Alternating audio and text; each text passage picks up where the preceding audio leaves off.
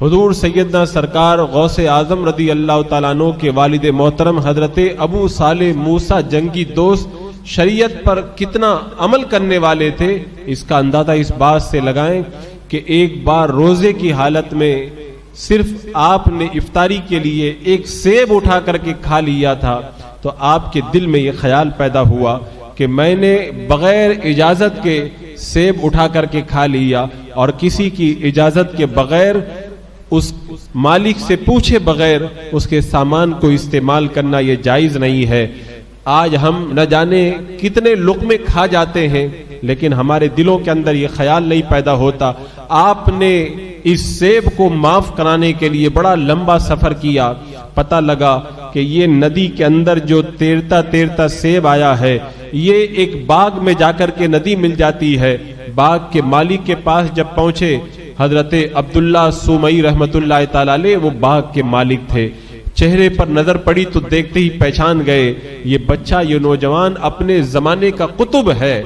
آپ نے فوراً جب دریافت کیا کہ ماجرا کیا ہے، کہا کہ میں نے ایک سیب کھایا تھا، میں تلاش کرتے کرتے آیا تو مجھ کو پتا چلا کہ یہ سیب آپ کے باغ کا تھا، میں معافی مانگنے کے لیے آیا ہوں۔ اب انہوں نے سمجھ لیا کہ یہ بچہ کو، یہ نوجوان کوئی معمولی نوجوان نہیں ہے۔ کہا میں معاف تو کروں گا، لیکن تمہیں 10 سال تک میرے باغ کی خدمت کرنا پڑے گا۔ ایک سیب اگر غلط طریقے سے پیٹ میں چلا جائے تو اس کو معاف کرانے کے لیے 10 سال تک باغ کی خدمت کرنا، یہ ہمارے اور آپ کے جیسا بندہ تو نہیں کر سکتا۔ یہ وہی کر سکتا ہے جس کو اللہ تبارک و تعالیٰ نے اپنی بارگاہ میں مقام قرب عطا فرمایا ہو۔ آپ نے 10 سال کی مشقت کو تو گوارا کر لیا، لیکن ایک سیب بغیر پوچھے ہوئے جو کھا لیا تھا، اس کا بوجھ اپنے سر پر لے کر کے دنیا سے جانا، یہ آپ نے گوارا نہیں کیا۔ کہا مجھے منظور ہے، میں اس سیب کے بدلے کے اندر 10 سال تک باغ کی خدمت کروں گا۔ آپ ذرا تصور کریں، سوچیں ایک سیب کو معاف کرانے کے لیے 10 سال تک نوکری کرنا کتنا مشکل کام ہے۔ حضرت عبداللہ سومئی اس کی معافی کے لیے 10 سال تک باغ کی خدمت کرتے رہے۔ 10 سال کے بعد میں جب حضرت ابو صالح موسیٰ جنگی دوست حضرت عبداللہ سومئی کی بارگاہ میں گئے اور جانے کے بعد میں کہا حضور میں نے 10 سال تک جو ہے باغ کی خدمت کر دی ہے، اب آپ مجھے سیب کو معاف فرما دیں۔ کہا نہیں، ابھی ایک شرط اور بھی باقی ہے۔ کہا کون سی شرط ہے؟ کہا وہ شرط یہ ہے کہ تمہیں میری بچی سے شادی کرنا پڑے گا۔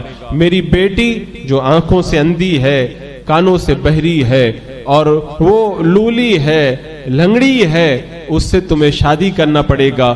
حضرت ابو صالح موسیٰ جنگی دوست رحمت اللہ تعالی علیہ نے یہ نہیں سوچا کہ صرف ایک سیب کا معاملہ ہے، کہا مجھے سیب کو معاف کرانے کے لیے شرط بھی منظور ہے۔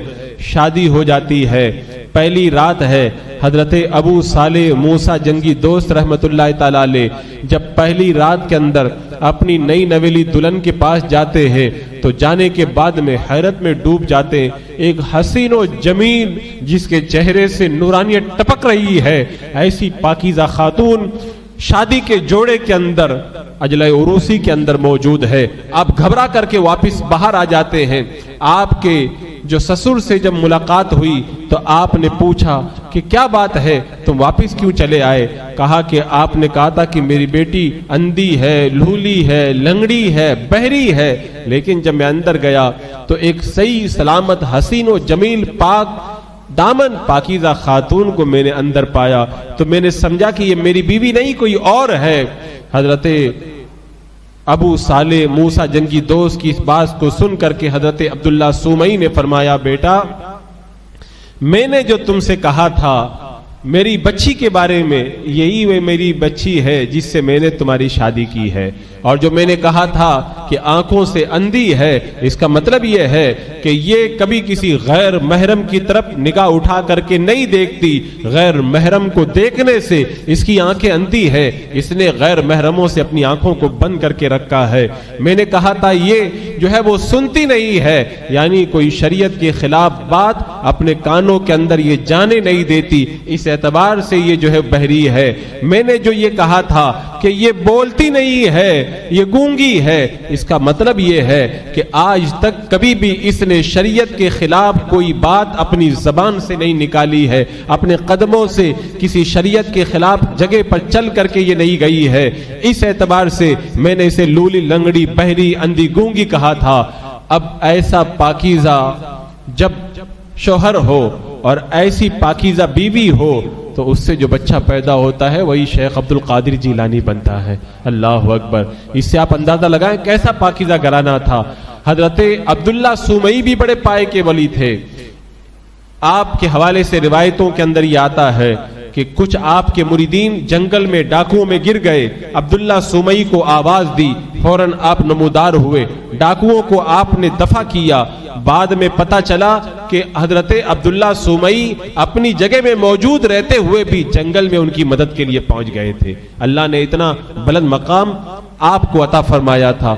تو یہ سارا ولیوں کا گھرانہ تھا جس سے سیدنا سرکار غوث اعظم دستگیر رضی اللہ تعالیٰ عنہ تعلق رکھتے تھے۔